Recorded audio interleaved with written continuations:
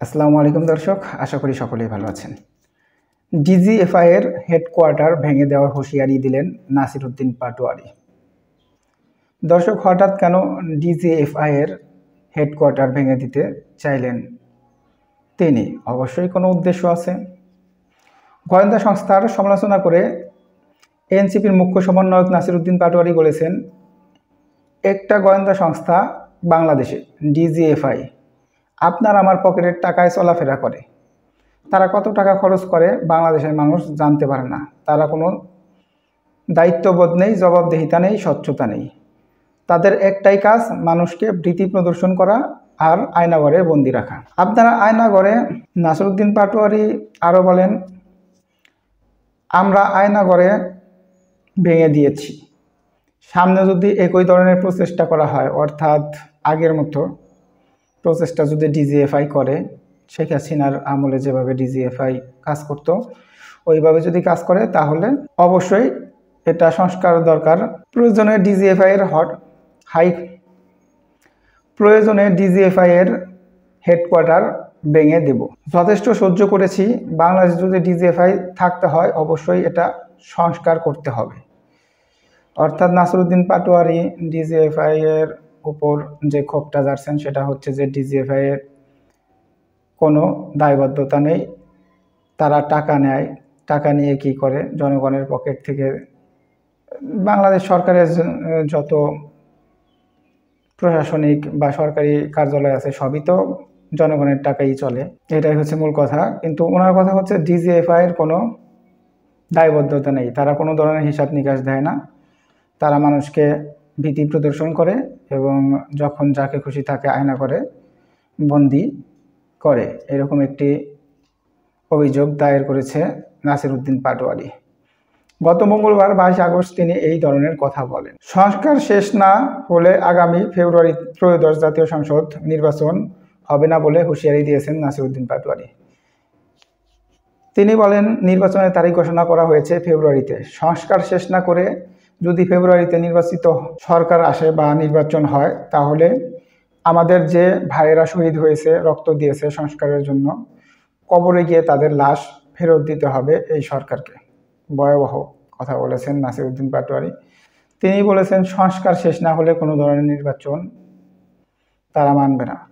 আর যদি নির্বাচন করেই, তাহলে যারা রক্ত দিয়েছে, শহীদ হয়েছে, মারা গেছে, তাদেরকে যেন কবর থেকে ফেরত দেয় এই সরকার, এরকম একটি দাবি করেছেন তিনি। অন্তর্বর্তী সরকারের উদ্দেশ্যে তিনি বলেন, আমার যে ভাইয়ের হাতটা চলে গেছে, যদি সংস্কার শেষ না করে নির্বাচন হয়, তাহলে এই সরকারকে আমার ভাইয়ের হাতটা ফিরিয়ে দিতে হবে।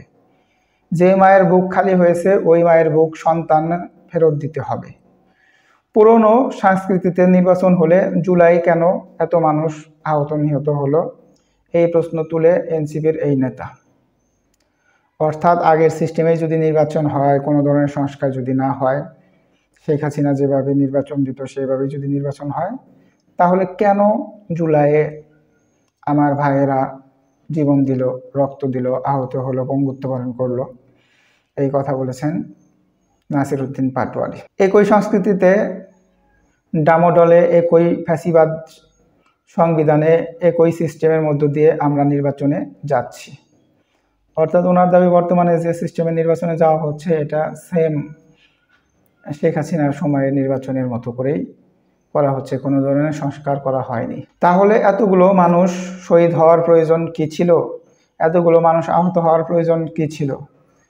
সংবাদ মাধ্যমের সমালোচনা করে তিনি বলেন, গণমাধ্যম আগে ছিল হাসিনার মাধ্যম, এখন কি মাধ্যম সেটা বললে চাকরি থাকবে না। অর্থাৎ সংবাদ মাধ্যমকেও উনি দোষারোপ করেছেন। সংবাদ মাধ্যমকে বলেছেন যে আগে ছিল হাসিনার মাধ্যম, অর্থাৎ হাসিনার কথা অনুযায়ী সংবাদ প্রচারিত হতো, সকল কিছু তার নিয়ন্ত্রণে ছিল। আর এখন সেটা হয়তো বা কারো নিয়ন্ত্রণে চলে গেছে বা নিয়ন্ত্রণে আছে, যার বিদায় সে বলেছে যে এইটা নিয়ে কথা বললে চাকরি থাকবে না।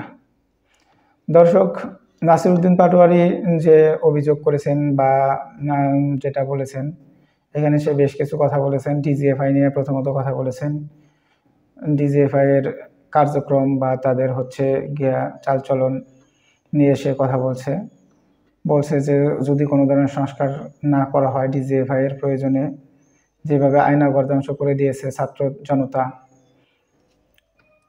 সেভাবে ডিজিএফকে আইকেও প্রয়োজনে ধ্বংস করা হবে, অর্থাৎ ডিজিএফআই এর হেডকোয়ার্টারকেও ধ্বংস করা হবে উল্লেখ করে ক্ষোভ ঝেড়েছেন। আর দ্বিতীয় কথা হচ্ছে নির্বাচন ইস্যুটা, বিশেষভাবে নির্বাচন ইস্যুটা এখন যেভাবে নির্বাচন দেওয়া হচ্ছে কোনো ধরনের সংস্কার ছাড়া নির্বাচন হচ্ছে বলে দাবি করেছেন নাসির উদ্দিন পাটোয়ারি ভাই।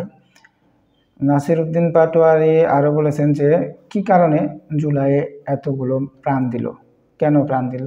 এইভাবেই যদি নির্বাচন হয়, এইভাবে যদি দেশ চলে, সংস্কার ছাড়াই যদি সব হয়, তাহলে যারা মারা গেছে তাদেরকে কবর থেকে ফেরত এনে দিতে হবে। যে মায়ের সন্তান মারা গেছে তার বুকে সন্তান ফেরত দিতে হবে, যার হাত চলে গেছে তার হাত দিতে হবে।